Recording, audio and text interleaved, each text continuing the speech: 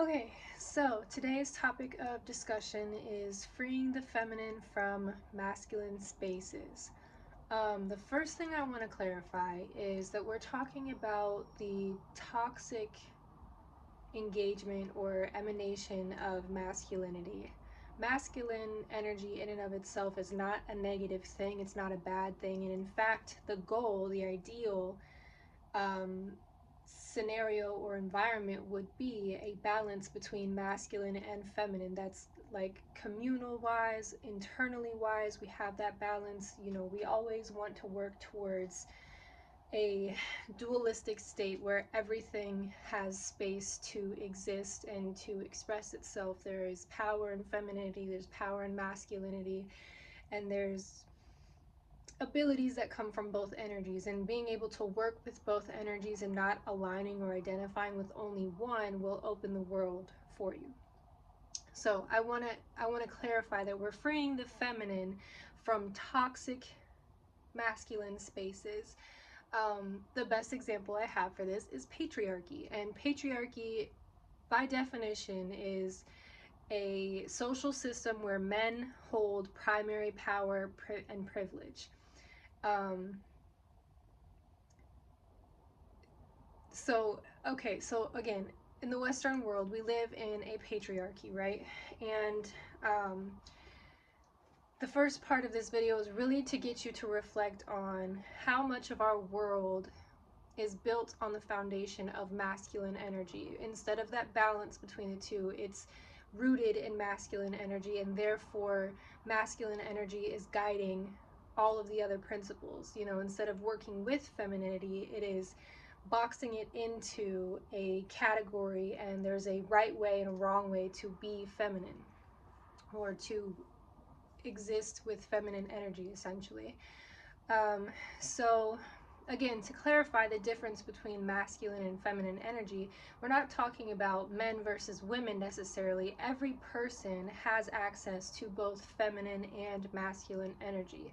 Masculine energy gives us the abilities of left brain thinking, intellectualizing things, giving us logical thinking, being analytical, statistical. They give us that masculine energy gives us structure and form, gives us numbers, categories, boxes, and control.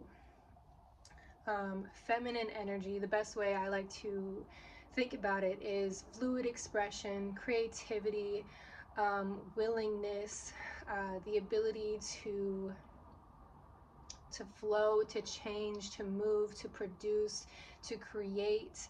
And then, the working together of feminine and masculine is what makes up the world, and that's a whole nother video. But in order to free the feminine energies from masculine spaces or toxic masculine spaces is by considering what does toxic masculinity require of feminine energy. What do numbers and categories do to women's bodies? Okay, the way women relate to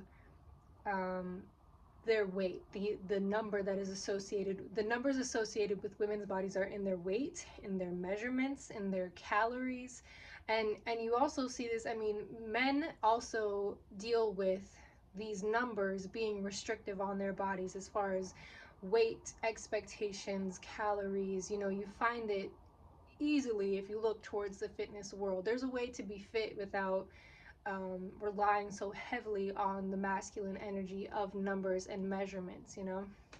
So considering what do numbers do to the feminine energy. What does logical thinking do to feminine energy? What does statistics do to feminine energy? It all kind of, we're in a world where feminine energy is something that is multidimensional and expressive and ever changing and fluid.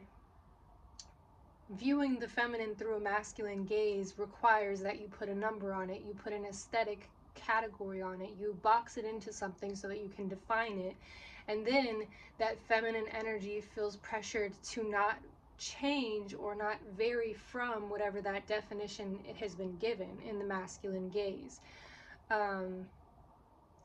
Another point of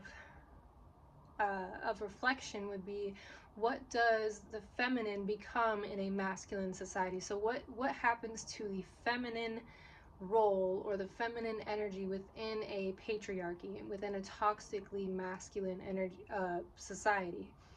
Well, what happens is women or feminine energies are once again boxed into gender roles. There are specific things that are expected of you behaviorally, socially, career-wise, even interpersonally.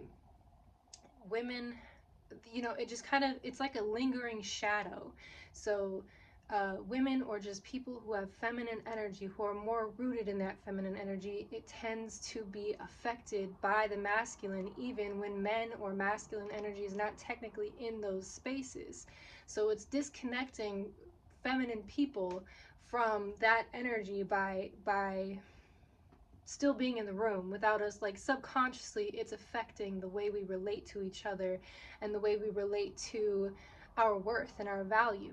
As a woman in the world, I have found myself thinking that I'm not doing enough if I'm not making enough money. My worth is seen through this masculine gaze of numbers and statistics, and how many hours am I being productive in my day. That's completely disconnected me from my feminine energy of the ability to be fluid throughout my day and to find value and worth in things that you can't quite measure or you can't logically assess, but it feels fulfilling to me.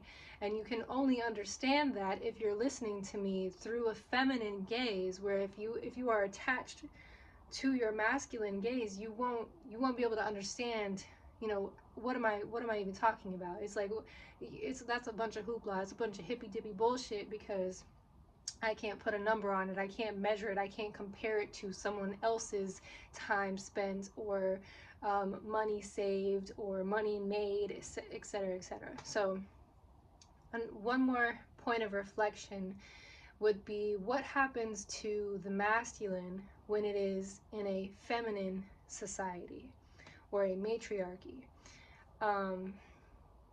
And this is one of my favorite topics, because again, in the Western world, where masculinity and toxic masculinity have such a large subconscious pull on everyone who participates in the society, when you start to reflect on it, we realize how male-centered we are. So, in the work of raising boys into men, in the work of being in heterosexual relationships, or just being a woman who's in a relationship with a man, there's sort of this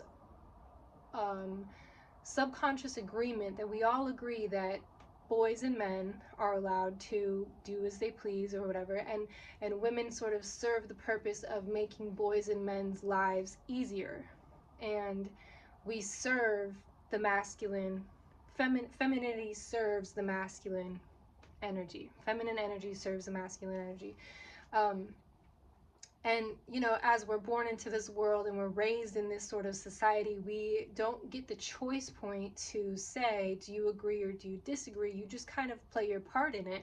And the feminine energy has been playing its part that the masculine decided. The masculine said, it'd be easier for me, it'd be more convenient for me if you started using my measurements, my numbers, my logical thinking, and if you don't abide by it, I will call you crazy or emotional, or I will diminish the existence of you and the way you perceive your world, because you can't align with my math, or my definitions. So what happens to the masculine energy in a feminine society? The masculine is able to, I'll say it like this, the masculine gets the opportunity to become something greater than themselves. So it's like me going out in the world and saying, oh, I know everything, I can't learn anymore, I'm aware of it all. You know, I know exactly what I should be doing. I know exactly how to feel. I'm blocking myself off from learning from every single moment of experience. I'm putting a parameter on my life experience. Okay, sorry. I'm putting a parameter on my life experience by saying there is nothing more for me to know or to learn. And that's sort of how the masculine energy gets into this cyclical thinking of saying there's a pattern, there's a logic, there's a pattern, there's a schedule. This is how we do things and we're not going to vary from it. Where the feminine says, you know, let's be creative, let's go in a new direction, let's feel instead of just logically think about this thing. And so when masculine energy has to enter into a feminine space, it no longer has the convenience or comfort of relying on its logic. It has to grow outside of itself in order to, you know, problem solve and realize that not every problem, not every estimation or measurement can be put into numbers and put into logical definitions or scientific explanations.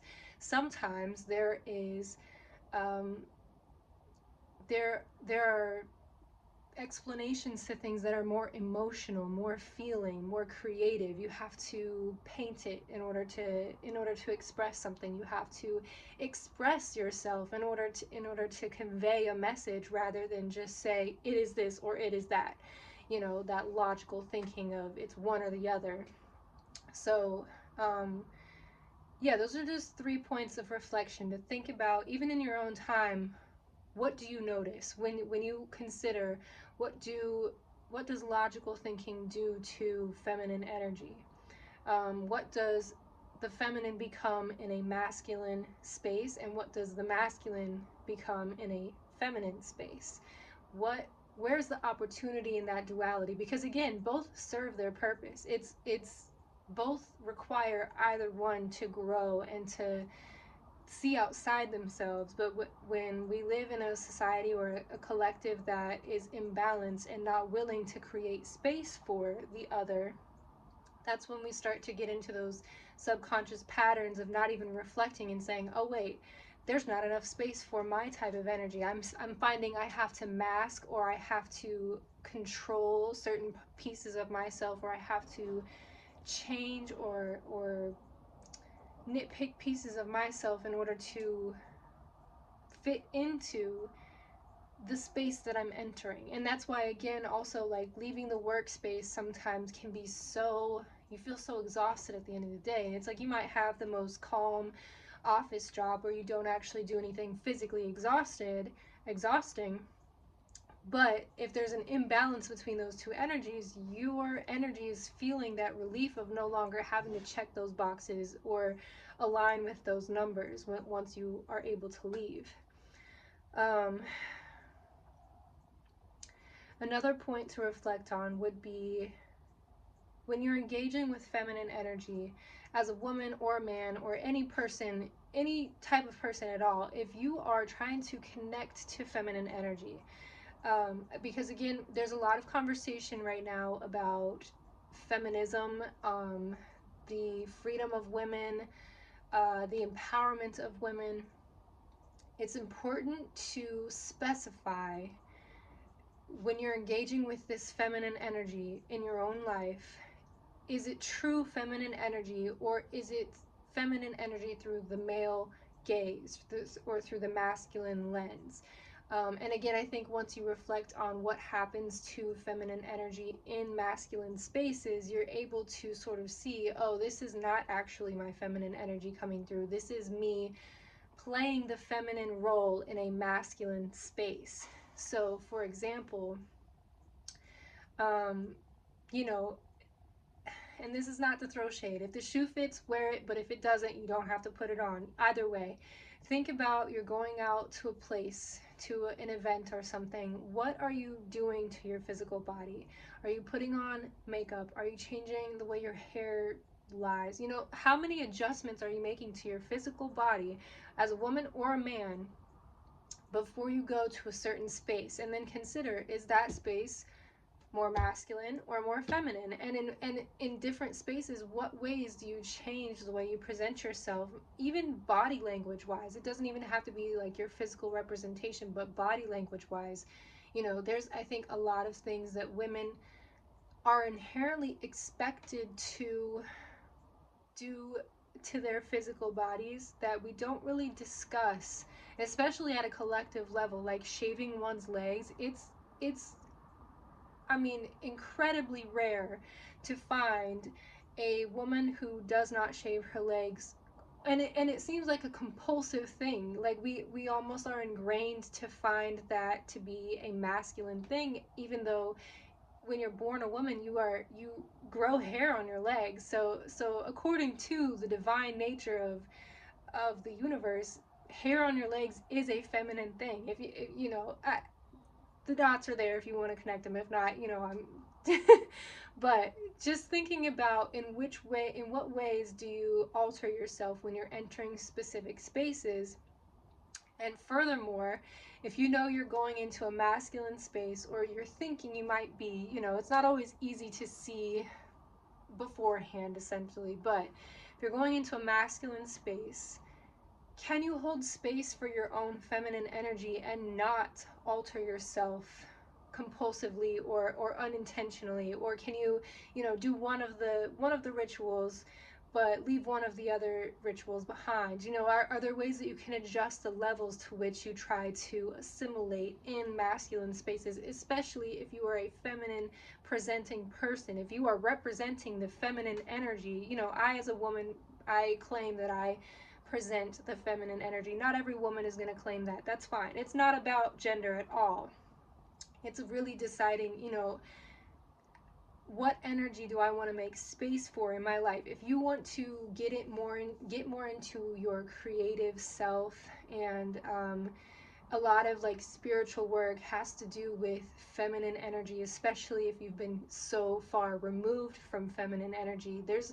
It serves everybody, it serves a purpose for everyone to engage with feminine energy. But as I was saying, if you're representing feminine energy in the collective, can you hold space for it as that true emanation of, this is how I show up in the world, and not, okay, I know what the masculine wants to see out of a feminine person. I know what the masculine expects out of femininity.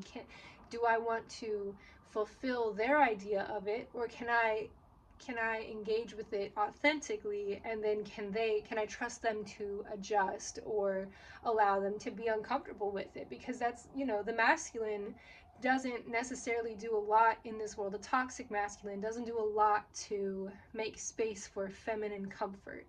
So compulsively making space for masculine comfort is one of the things we have to reflect on and break up with if we are going to be freeing the feminine from the masculine space. Okay, so that point was made. um, Again, it's not about eradicating one or the other. It's not about creating more separation between men and women, or feeling one way or the other between masculine energy or feminine energy. It's not about making one more important than the other. It's about creating balance between the two. Every person can benefit from engaging with both energies. So there is, again, this sort of side conversation about feminism where it's like, I hate men, or all men are evil. And while I completely validate, some of the arguments that support that idea or that feeling, that's not the conversation that's being held here as far as energy goes. I think that men need to be decentered from women's lives, and I think there needs to be equal spaces and accountability for men and women alike. There are spaces where women can be and men are not considered in that existence. I think men have more access to uninhibited existence, authentic existence that women don't have. And I think that's where we're aligning with that conversation with feminism and women's empowerment and equality. Um, but we get a little bit off track when it comes to karmic retribution and taking that into our own hands by making men suffer or making men feel like they're less than. But again, it comes back to the opportunity men get when we decenter them from our society, when men are no longer the center of our ways of living. They get the opportunity to expand and to self-regulate and no longer rely so heavily on the feminine energy to make them comfortable and to um, provide them with the environment that makes them so comforted and confident. And yeah, I'm gonna move on. um, So let's see. Yeah, so next on my notes, I had the question, how empowered do men become when they are decentered? They no longer live within their egoic shells when they experience true reality and the consequences of their actions. So again, think about it like this. And this is getting into specific gender roles, but to bring it down to a metaphor, you're at a gas station, you are a woman, and a man approaches you and says, "Hey, you look beautiful. Can I get your number?" Now, I think a lot of people who have been in this situation would agree that the safest thing to do is to give your man the number or a number or engage with him somehow to comfort him, his ego somehow, rather than authentically saying, no, you have to come up with an excuse, or I have a boyfriend, or you just have to engage. It's not easy to authentically respond in a situation that way because men's egos are dominating certain spaces. And that is just that's one version of proof of that energetic exchange, and it doesn't happen every time. It's not all men. I don't, I'm not, you're not automatically guilty by being a man. But I think one of the most important things you can do as a man is intentionally engage with the idea that you're just as responsible for creating reality as women are. And if you don't want women to have such extreme feelings about being women and about engaging with men, how can you help to create space for more feminine energy? Because right now what we're seeing is that women feel the need to defend their femininity, and not even just women, but feminine people. Feminine energy feels the need to defend its existence because it has been ignored or subdued or compartmentalized for so long. And historically, I'm not going to go into all the reasons why that is a valid statement. You're either ignorant to it or being, a devil's advocate, which doesn't really always serve its purpose. But either way, I think men can take more, or masculine energies can take more responsibility in creating space for the feminine and not always having themselves be the center of that conversation, or even having to engage. Just acknowledging that women, there are feminine things that will go on and have nothing to do with you. You'll never even know what the conversation was, if it was about you. Either way, you have to be okay with the discomfort a little bit of not always knowing the answer and not always being able to measure in the way you want to measure things, or use the logic that you've always used. It's about, again, growing and being okay with a new way of perceiving, if you really truly care about the equal existence of feminine energy. Another point of reflection would be, why do men reject the free feminine? Again, I think this is sort of like a subconscious thing that we're sort of taught, especially as boys are raised into men, Western world wise, we have like it's sort of a societal contract that men, there are certain versions of masculine existence. You reject all feminine energy because it diminishes your masculinity somehow.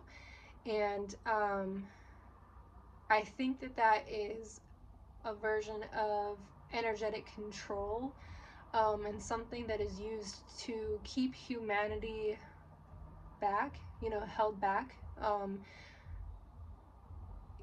from sovereignty and from power, the ability to express oneself. Because then the issue is that when a person walks by, if there's a man or a masculine person and they have never engaged with feminine energy, now they're living their life, and then a masculine energy, or what they perceive to be a masculine energy, walks by, but they have an equal balance of masculine and feminine. That throws them off because they have this definition of what masculinity is, and this person over here who's engaging with either both feminine and masculine, or more feminine than masculine, it doesn't fit their definition of it. And so they have to assess and they have to project that if this person has a different definition of masculinity, then that must mean that they're challenging my definition of it. So that it causes this like inability to be fluid with the idea of what is true, of what masculine or feminine actually means. And as long as we are sitting and trying to define things that really truly have no definition, I mean, the best example is you look at Earth and all of the different species on Earth, plant, animal, etc., etc. There are so many examples of species that exist in between or with both genders biologically. And then you get into actual expression, and most of it is either biologically, there's purposes served, but you find different species who the male species gives birth to the child, or it contradicts our human ideas of gender roles. And then there's also the perception of male and female, or masculine feminine expression, and it boils down to general opinions. There is no actual definition. There is no like actual word that decides what makes one thing the other. There is just how you feel and how we as a collective have agreed to feel thus far, and you have to consider the ways in which we've been sort of led like sheep to feel one way about something. And now you get into algorithms and social media, and you've been fed messages about what's the right way versus the wrong way, and everybody feels so strongly about their side of things, when the whole idea, the idea that will offer you the most peace in all of this is a duality, an inner duality, an inner balance between both, and acceptance and engagement with both, and realizing you really just, there's a lot to explore here. And it's not that you're doing anything wrong. Whatever energy you express more of, there's no wrong way to express yourself or engage with this energy. It's just that there's more to learn, there's more to understand, there's more to engage with. If you put on a purple shirt today, that doesn't mean you're purple shirt guy. You're just trying something out, you're just exploring it, you're thinking about it, you're going in that direction. That's what energy is as well. Just because you are engaging with feminine energy doesn't mean that you have to paint your nails. And again, that's just such a masculine version of thinking about the feminine energy, of thinking, oh, there's a definition and a checklist. As far as if I'm going to engage with feminine energy, there's a checklist I can go to and check it off. No, there isn't. That's the whole point. And within women and feminine people, the less we try to see it through that masculine gaze, we'll see that individually as women, as women and feminine people, there's even more expressions and ways to express feminine energy when we're not trying to boil it down and define it and give it to the people who want a definition and a logical answer to what is gender, what is, self-expression. um, I think what all of it boils down to, as far as freeing the feminine energy and engaging with masculine energy in a more responsible way, I would say, or a less toxic way, it all comes down to the non-manipulation of divine creation. Um, and that's a mouthful, but, you know, we look at the ways in which we alter ourselves or measure ourselves, or the goals we give ourselves in order to feel good about ourselves, masculine or feminine. Most of it is rooted in manipulating how and who we are as is. We're always trying to work towards a better version of ourselves, and that's great.